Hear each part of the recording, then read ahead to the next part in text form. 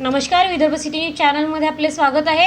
अमरावती जिल्ह्यात कापूस विक्री केल्यानंतर CCI मार्फत शेतकऱ्यांच्या खात्यात जमा होणारी रक्कम थकीत कर्जाच्या नावाखाली थेट कर्ज खात्यात वर्ग केली जात असल्याच्या गंभीर तक्रारी समोर आल्या आहेत। आधार कार्ड लिंक असलेल्या बँकेकडून परस्पर कर्ज वसुली केली जात असल्याचा आरोप शेतकऱ्यांनी केला आहे।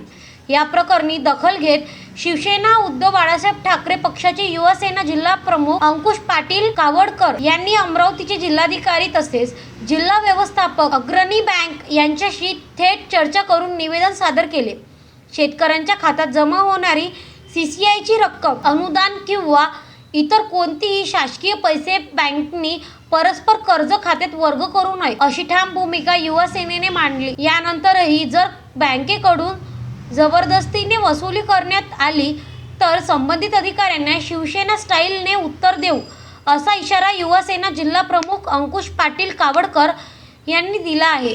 दरम्यान शेतकऱ्यांचे पैसे कर्ज खात्यात वर्ग करून परत देण्यास बँक टाळाटाळ करत असल्यास अशा शेतकऱ्यांनी थेट संपर्क साधावा असे आवाहन करण्यात आले आहे। या प्रकरणी शेतकऱ्यांमध्ये तीव्र संताप व्यक्त होत असून प्रशासनाने तत्काळ हस्तक्षेप करावा अशी मागणी होत आहे। Vidarbha city news Amravati.